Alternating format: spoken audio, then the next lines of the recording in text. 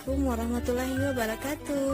Halo teman-teman semua, selamat datang buat teman-teman yang sudah mampir di channel ini. Apa kabar nih kalian semua? Di masa pandemi seperti ini, semoga semuanya tetap sehat bersama keluarga di rumah ya. Nah, pada video kali ini saya dan rekan-rekan saya, kami dari kelompok 4 akan menjelaskan pemasaran dan penjualan kerupuk serta cara menghitung payback period dan ROI. Sebelum lanjut, untuk teman-teman semua jangan lupa tekan tombol like, subscribe, nyalakan lonceng, dan komen. Oke teman-teman semua, di sini terlebih dahulu kami akan memperkenalkan diri kami satu persatu.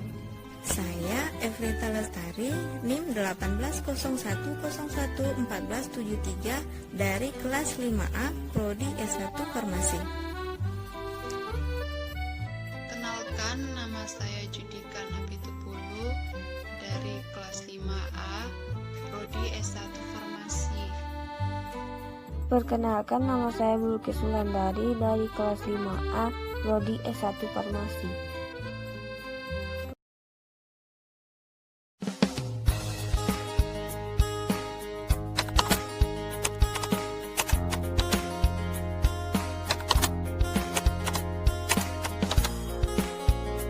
Ekonomi adalah sebuah penelitian tentang proses identifikasi, mengukur dan membandingkan biaya, resiko dan keuntungan dari suatu program, pelayanan dan terapi serta determinasi suatu alternatif terbaik.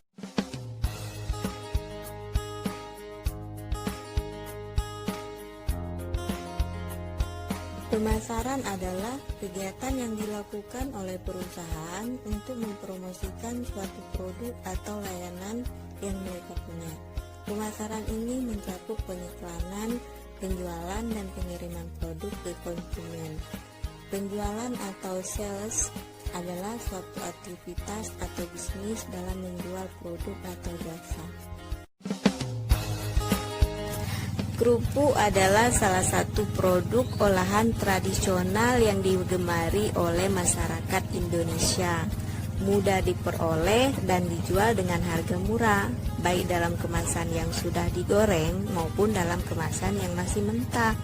Kerupuk memiliki tekstur yang renyah dan garing yang dapat dikonsumsi sebagai makanan selingan maupun sebagai variasi dalam lauk pauk. Bentuk dan rasa kerupuk bermacam-macam, tergantung bahan dasar yang digunakan serta daerah asal pembuatannya. Pertama, untuk mengetahui perhitungan penjualan payback period dan ROI. Yang kedua, untuk mengetahui laba.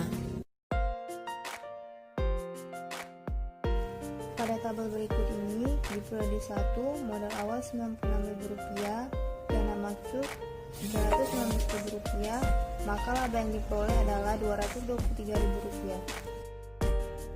Pada tabel periode kedua, modal awalnya Rp157.000, dana masuk sebesar Rp415.000, maka laba yang diperoleh sebesar Rp258.000. Pada tabel periode 3, modal awalnya Rp285.000 dengan dana masuk Rp854.000, maka laba yang diperoleh sebesar Rp569.000. Di sini ada modal awal senilai Rp538.000. Pada tabel di bawah ini, pada periode pertama senilai Rp96.000 dengan modal kumulatif Rp96.000. Pada periode kedua, nilai pada tabel awal Rp157.000 dengan modal kumulatif Rp253.000. Periode ketiga, pada tabel awal senilai Rp285.000 dengan modal kumulatif Rp538.000. Profit yang diperoleh Rp1.050.000. Pada tabel periode pertama, dalam tabel profit Rp203.000, profit kumulatif Rp203.000. Periode kedua, profit senilai Rp258.000, profit kumulatif Rp481.000.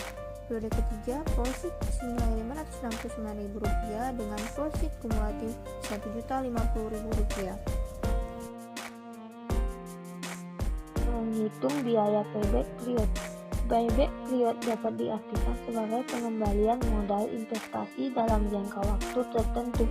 Istilah ini merujuk kepada periode maupun jumlah tahun yang dibutuhkan guna mengembalikan nilai investasi semula. Tidak heran rasanya apabila dalam bahasa Indonesia istilah ini dikenal dengan sebutan pengembalian modal. Rumus payback period jika arus kas dari suatu rencana investasi atau proyek berbeda dimulai setiap tahun. Payback period N tambah A kurang B per C kurang D kali 1 periode, di mana N periode terakhir arus kas masih belum bisa mencukupi investasi awal. A jumlah investasi awal,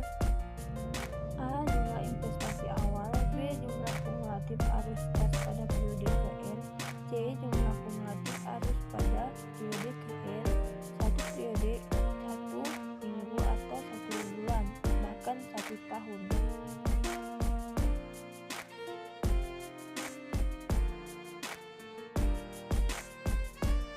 Payback period N tambah A kurang B per C kurang B kali 1 minggu. 2 tambah 538.000 dikurang 481.000 per 1.050.000 dikurang 481.000 kali 1 minggu. 2 tambah 57.000 dikurang 481.000 dikali 1 minggu sama dengan 2 tambah 0,1 minggu sama dengan 2,1 minggu. Jadi untuk payback period untuk modal yang digunakan akan kembali ditulis setelah maksimal 2 minggu penjualan, yaitu lebih tepatnya pada penjualan periode kedua.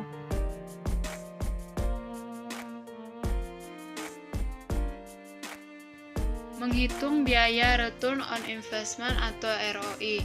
Return on investment adalah rasio yang menunjukkan hasil dari jumlah aktiva yang digunakan dalam perusahaan atau suatu ukuran tentang efisiensi manajemen.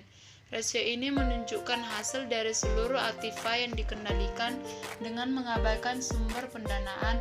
Rasio ini biasanya diukur dengan persentase.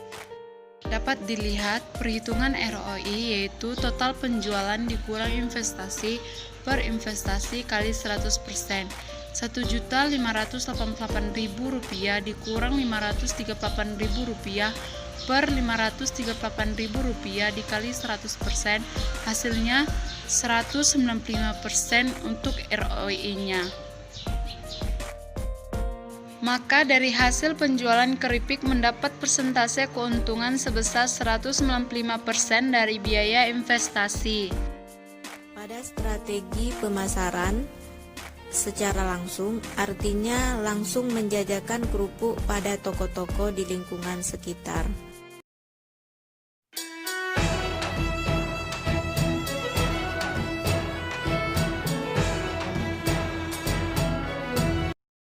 Evaluasi penjualan. Pertama, menambah volume jumlah penjualan. Kedua, menambah target pasar. Ketiga, menambah varian bentuk kerupuk. Kesimpulannya adalah dari hasil penjualan kerupuk yang telah kami lakukan dapat disimpulkan bahwa dari perhitungan payback period penjualan kerupuk yaitu 2 minggu atau tepatnya penjualan pada periode kedua. Untuk ROI-nya penjualan kerupuk 195%. Dan menurut kelompok kami, penjualan kerupuk ini sangat memiliki prospek yang bagus ke depannya karena kita dapat memulai usaha dengan modal yang kecil, sehingga sangat cocok dijadikan ide berjualan bagi Anda yang ingin memulai bisnis dengan modal yang sedikit. Demikian penjelasan kami mengenai cara pemasaran, penjualan, hingga cara perhitungannya.